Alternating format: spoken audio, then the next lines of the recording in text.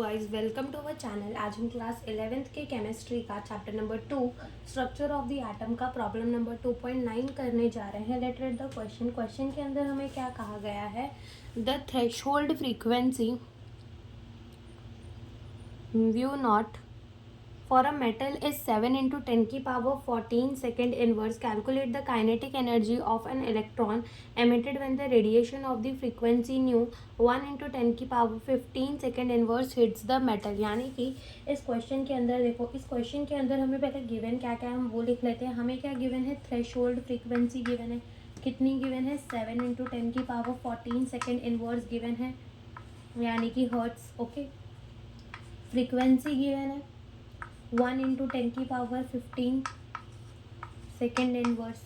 और हमें पूछा है कि मैक्सिमम काइनेटिक एनर्जी क्या होगी जिससे हम अपने इलेक्ट्रॉन, यानी कि जब कोई लाइट को हम हिट करेंगे मेटल के ऊपर तो मेटल में से क्या निकलेगा, इलेक्ट्रॉन निकलेगा। फोटो इलेक्ट्रिक इफेक्ट पता ही होगा, तो इलेक्ट्रॉन मेटल से निकलेगा। तो इलेक्ट्रॉन जब मेटल से निकलेगा तो उसकी मैक्सिमम काइनेटिक एनर्जी कितनी होगी हमें वो बताना है। तो मैक्सिमम काइनेटिक एनर्जी निकालने का जो फॉर्मूला होता है वो क्या होता है, एनर्जी माइनस वर्क फंक्शन, यानी कि वर्क फंक्शन को कैसे डिनोट करते हैं, W0 से डिनोट करते हैं। ठीक है, अब देखो जैसे कि मान लो कि एनर्जी जो हमने दी, ठीक है, और वर्क फंक्शन क्या होता है कि कितनी एनर्जी, ठीक है, कितनी एनर्जी, मिनिमम एनर्जी रिक्वायर होगी इलेक्ट्रॉन को मेटल के सरफेस से निकालने के लिए, वो उसका क्या होता है, वर्क फंक्शन। जैसे मान लो मैंने 8 जूल की एनर्जी दी, ठीक है, उसमें से 4 जूल तो मेरे वर्क फंक्शन की एनर्जी थी, यानी कि 4 जूल तो इलेक्ट्रॉन को निकलने में लग गए।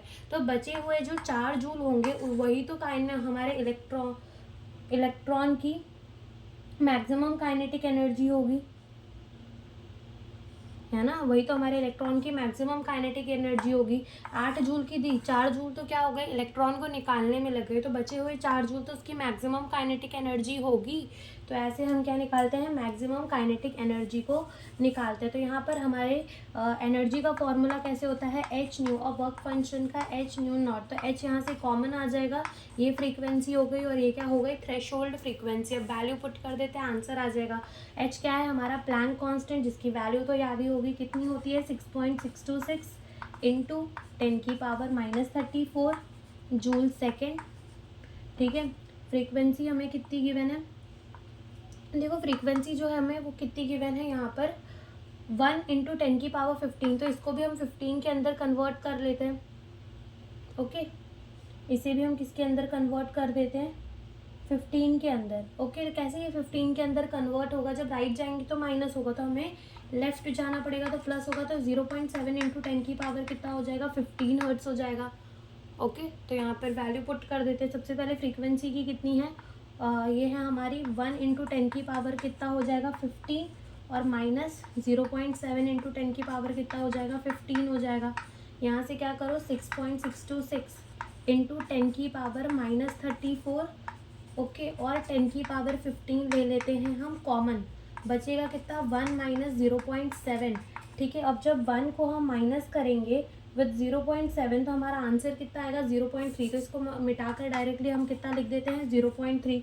अब क्या करो कि 6.626 को मल्टीप्लाई कर दो विद द 0.3, तो हमारा आंसर कितना हो जाएगा, आंसर होगा 1.9878 इंटू 10 की पावर, अब -34 प्लस 15 कितना होगा, -19। ठीक है, ये कितना हो जाएगा हमारा, -19। अब डेसिमल को राइट में शिफ्ट करते हैं, वरना रहने देते, डेसिमल सही जगह पर प्लेस है। ठीक है, तो ये हमारा आंसर कितना हो जाएगा, 1.98 इंटू 10 की पावर -19 कितना हो जाएगा, जूल हो जाएगा। ठीक है, कितना हो जाएगा, जूल हो जाएगा। तो यहाँ पे हमारा आंसर कितना आ जाएगा, 1.9878 इंटू 10 की पावर -19 जूल। तो हमने क्या किया, यहाँ पर प्लैंक कांस्टेंट की वैल्यू रख दी, फिर 1 इंटू 10 की पावर 15 एंड 0.7 इंटू 10 की पावर 15। 1 माइनस 0.7 करेंगे तो कितना हो जाएगा, 0.3 हो जाएगा, और 10 की पावर 15 हमने ले लिया कॉमन, और ये तो प्लैंक कांस्टेंट की वैल्यू ही लिखी, फिर बस मल्टीप्लाई कर दिया और हमारा आंसर जो है वो आ गया। Thank you for watching the video.